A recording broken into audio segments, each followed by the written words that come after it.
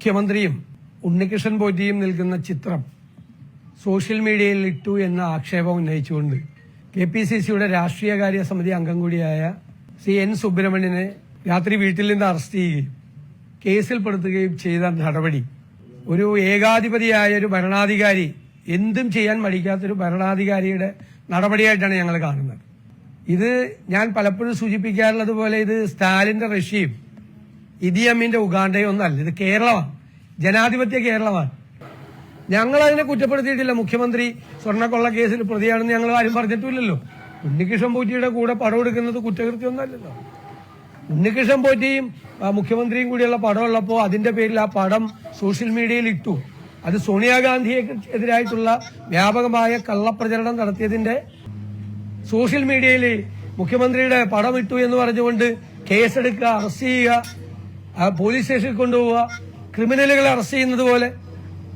എന്നിട്ട് പോലീസ് ജീപ്പിന് ബോംബറില്ല.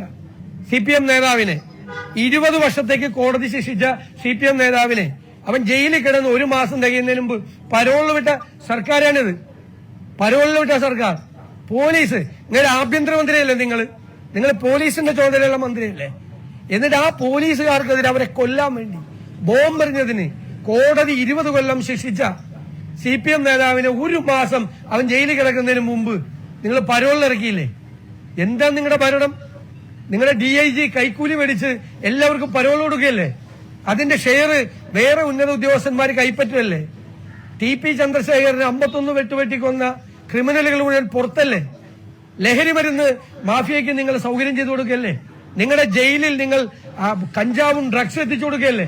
പോലീസിന്റെ സഹായത്തോടുകൂടി, ജയിൽ ഉദ്യോഗസ്ഥന്മാരുടെ സഹായത്തോടുകൂടി. എന്നിട്ട് മാനം മര്യാദയായിട്ട് ജീവിക്കുന്ന ആളുകളെ രാത്രി വീട്ടിൽ നിന്ന് അറസ്റ്റ് ചെയ്ത് പോലീസ് സ്റ്റേഷനിൽ കൊണ്ടുപോവാ. പേടിപ്പിക്കാനൊന്നും വരണ്ട, ഞങ്ങളെ അത്രയൊന്നും ആയിട്ടില്ല. ഞങ്ങള് പേടിപ്പിക്കാനൊന്നും വരണ്ട. അങ്ങനെയൊന്നും കേരളത്തിലെ കോൺഗ്രസും കേരളത്തിലെ UDF പിന്തിരിഞ്ഞു പോവില്ല.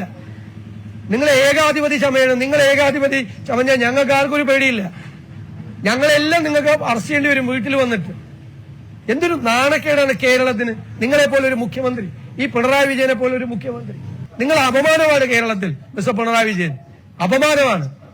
നിങ്ങൾ ശബരിമലയിൽ പാട്ടുപാടിയതിന് കേസെടുത്തിട്ട് നാണം കെട്ട് ഓടിയ വഴിക്ക് പുല്ലുപോലും മുളച്ചിട്ടില്ല. ഇത് 2ാമത്തെ കേസാണ്. ഇതുപോലെ എന്തും ചെയ്യാമെന്നുള്ള ധാരണയൊന്നും വേണ്ട കേരളത്തിൽ. അതിനെ ഞങ്ങൾ ശക്തിയായി എതിർക്കും. ജനങ്ങളൊരു താക്കീത് എന്നാണ്. അത് ഇതുവരെ പഠിച്ചില്ല. പഠിക്കണ്ട. ഇതിനേക്കാളും വലിയ താക്കീത് വരുന്നുണ്ട് 2026. അത് ഏറ്റുവാങ്ങാൻ തയ്യാറായിക്കോ. ഭയപ്പെടുത്താൻ നിൽക്കണ്ട എന്നാണ് ഞങ്ങൾക്ക് പറയാനുള്ളത്.